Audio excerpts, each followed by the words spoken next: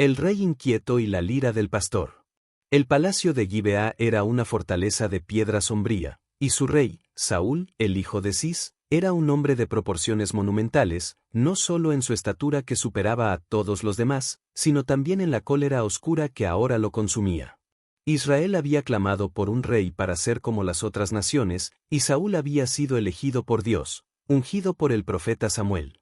Había liberado a Israel de los amonitas y los filisteos en sus inicios, pero su gloria se había opacado con la desobediencia y la impaciencia. Dios había retirado su espíritu, y en su lugar, un espíritu maligno atormentaba al monarca. Este espíritu le robaba el sueño, nublaba su juicio y lo hacía estallar en un frenesí de celos e ira que congelaba la sangre de sus siervos. Fue en medio de esta oscuridad que trajeron a un joven pastor de Belén, el más joven de los hijos de Isaí. Su nombre era David. Lo describieron como un muchacho valiente y vigoroso, guerrero experto, prudente en sus palabras y de hermoso semblante, y, lo más importante, el Señor estaba con él. Cuando el espíritu maligno caía sobre Saúl, David tomaba su lira. Las notas no eran las de un músico de la corte, sino las de un pastor que conocía las llanuras, los cielos y, de alguna manera, el corazón de Dios.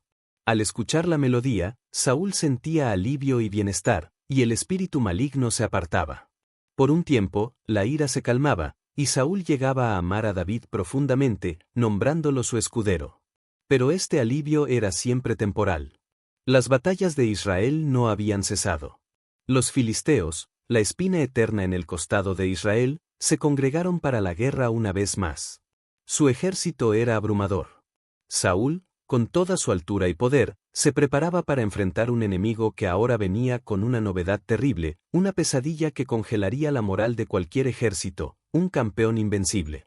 El rey miró a sus huestes, sintiendo que la paz que la lira de David le había dado se desvanecía ante la inminente tempestad del conflicto. Saúl sentía que la calma comprada con música se desvanecía, pues los filisteos no venían a bailar, sino a masacrar, y su mayor arma aún no había sido revelada. El terror que se cernía sobre el valle de Ela estaba a punto de convertirse en un desafío personal para el rey y para todo Israel. El rey inquieto y la lira del pastor. El terror del que Saúl era consciente tomó forma en el valle de Ela. Un gigante, de más de 2,5 metros de altura, con una armadura de bronce que pesaba como un hombre entero y una lanza cuya punta era como la hoja de un telar, apareció cada mañana y cada tarde. Su nombre era Goliat de Gat. Durante 40 días, el filisteo se paró entre los dos ejércitos, desafiando a Israel. Escojan un hombre entre ustedes y que baje a mí. Si él puede pelear conmigo y matarme, entonces seremos vuestros siervos. Pero si yo puedo vencerlo y eliminarlo, entonces ustedes serán nuestros siervos y nos servirán. El reto de Goliat era una afrenta directa a la divinidad de Israel, pero nadie se atrevía a aceptarlo. Saúl y todo Israel estaban consternados y con gran temor. El rey, que había sido el guerrero más imponente de su nación, ahora se sentía paralizado. La misma furia que antes lo había impulsado a la victoria, ahora lo consumía en una impotencia frustrante. ¿De qué servía su altura, su armadura, su experiencia, si el corazón de su ejército estaba quebrado por el miedo? El espíritu maligno, que David había logrado aplacar con su música, regresaba ahora con la forma del gigante filisteo, carcomiendo la moral del rey. Fue en este clima de desesperación que David, que había regresado a pastorear las ovejas de su padre, fue enviado al campo de batalla con provisiones para sus hermanos mayores.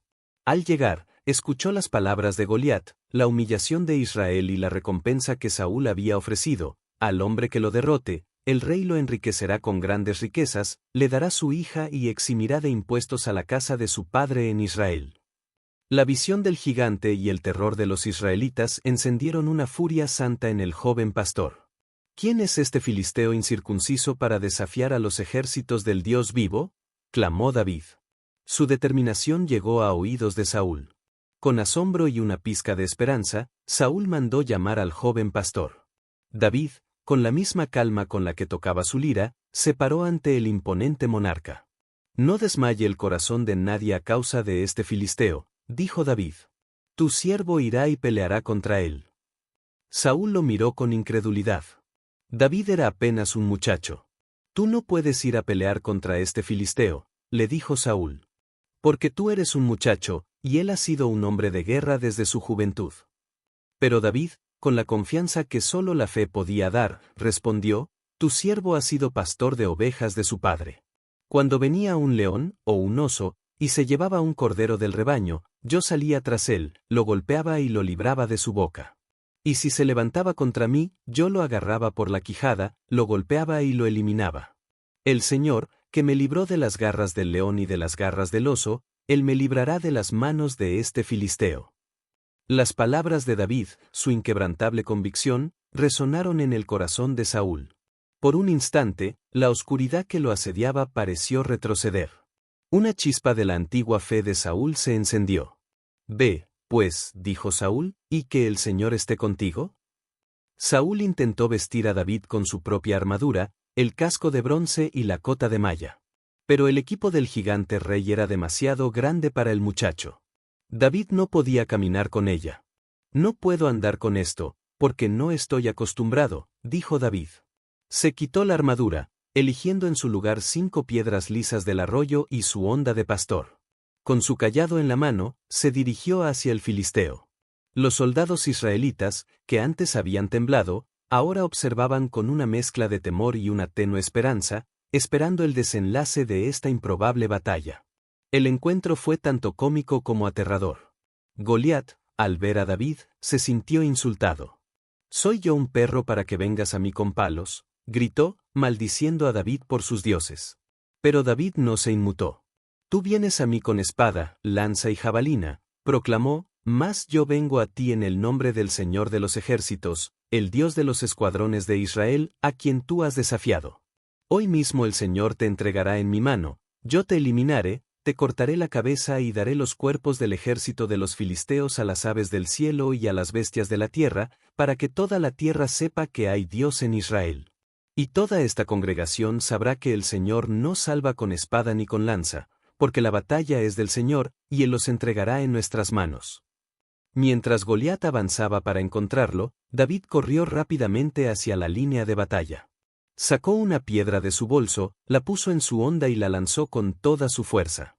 La piedra se incrustó en la frente del filisteo, quien cayó de bruces al suelo. El impacto fue demoledor. El gigante que había desafiado a todo un ejército yacía inerte. David corrió hacia Goliat, tomó la espada del filisteo, que nadie más había osado tocar, y le cortó la cabeza. Cuando los filisteos vieron a su campeón muerto, huyeron despavoridos. El ejército de Israel, revitalizado por la increíble victoria, lanzó un grito de guerra y persiguió a los filisteos hasta Gat y las puertas de Ecrón. La victoria había sido del Señor, a través de la mano de un muchacho. Saúl observó todo.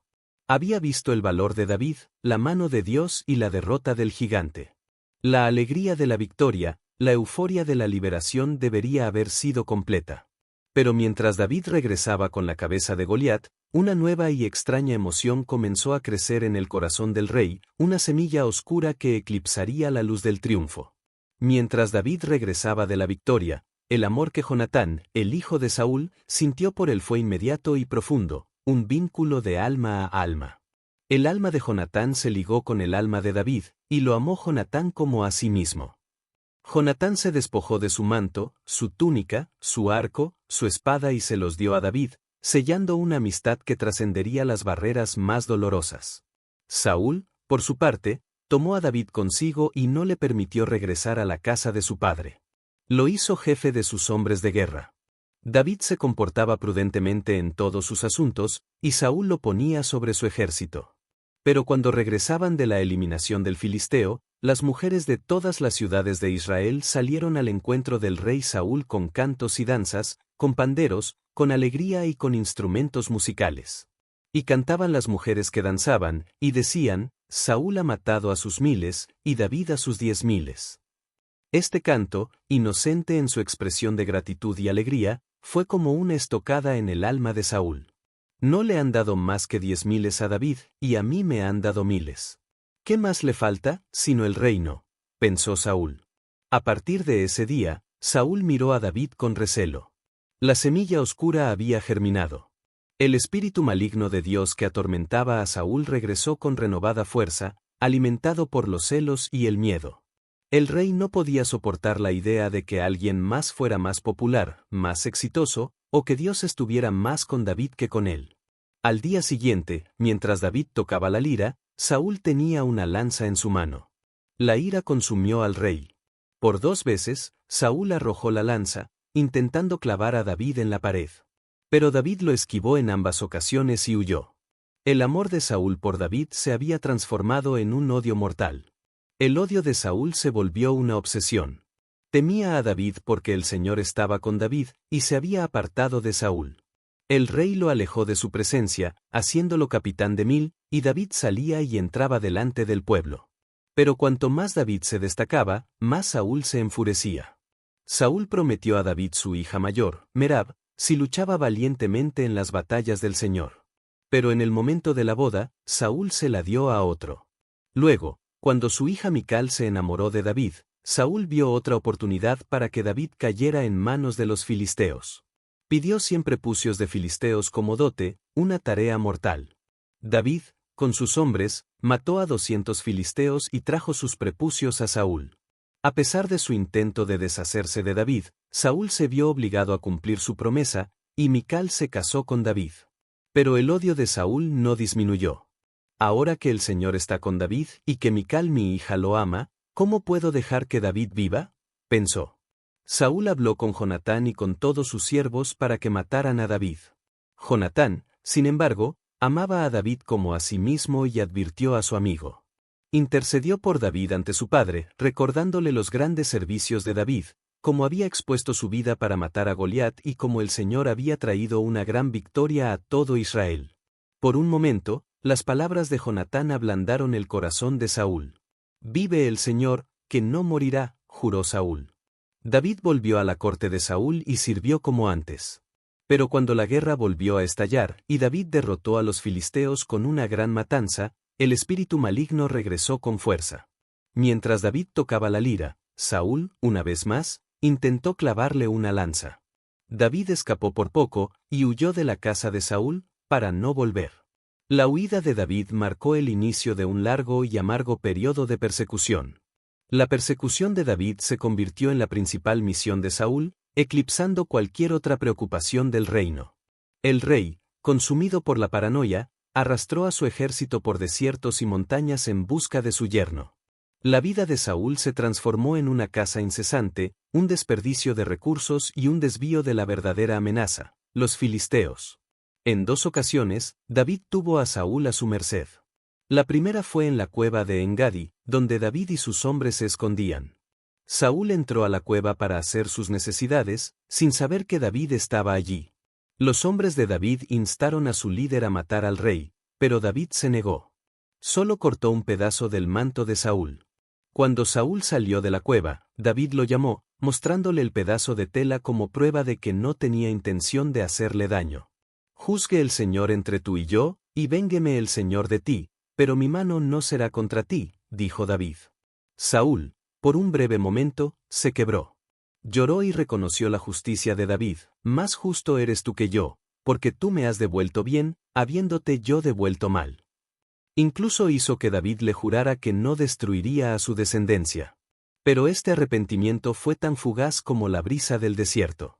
La segunda vez fue cuando David se infiltró en el campamento de Saúl por la noche y encontró al rey durmiendo, con su lanza clavada en la tierra a su cabecera. Abisai, el compañero de David, quiso clavar a Saúl con la lanza, pero David lo detuvo. «El Señor mismo lo herirá, o llegará su día en que muera, o descenderá a la batalla y perecerá. No permita el Señor que yo extienda mi mano contra el ungido del Señor», dijo. David solo tomó la lanza y el cántaro de agua del rey, dejándolos ilesos. Cuando Saúl despertó y David lo confrontó, Saúl se humilló de nuevo, pidiendo perdón. Pero el corazón del rey estaba demasiado endurecido por el espíritu maligno. Su paranoia y su obsesión con David eran ahora el centro de su existencia, una espiral descendente que lo alejaba cada vez más de Dios y de su destino como rey de Israel. La tragedia de Saúl se profundizaba, arrastrando consigo el destino de la nación, que necesitaba un líder unificado, no un rey cazador. El final para Saúl fue tan amargo como su reinado. Los filisteos se reunieron para luchar contra Israel. El ejército de Saúl acampó en el monte Gilboa. Pero Saúl estaba aterrado. Dios ya no le respondía, ni por sueños, ni por Urim, ni por profetas. Desesperado, y en un acto de grave desobediencia, Saúl buscó a una medium Menende, una hechicera. Le pidió que conjurara al espíritu del profeta Samuel, que ya había muerto. El espíritu de Samuel apareció, y la visión aterró a Saúl.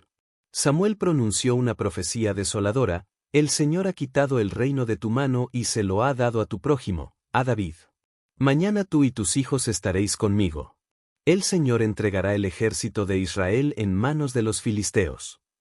La profecía se cumplió. La batalla de Gilboa fue una catástrofe. Los filisteos prevalecieron, persiguieron a Saúl y a sus hijos, y mataron a Jonatán, Abinadab y Malquisúa. Los arqueros filisteos alcanzaron a Saúl. Gravemente herido y temiendo ser capturado, torturado y burlado por sus enemigos, Saúl le pidió a su escudero que lo matara. Pero el escudero se negó, aterrorizado. Entonces, Saúl tomó su propia espada y se echó sobre ella. Así murió Saúl, el primer rey de Israel, en la cumbre de su desesperación, lejos de Dios, y lejos de la gloria que una vez poseyó. Los filisteos encontraron su cuerpo y el de sus hijos, los decapitaron y colgaron sus cuerpos en el muro de Bet-San. La noticia llegó a David, que se lamentó profundamente por Saúl y Jonatán, entonando una elegía conmovedora: «Ay, Israel, por tus príncipes que cayeron sobre tus alturas. ¿Cómo han caído los valientes?».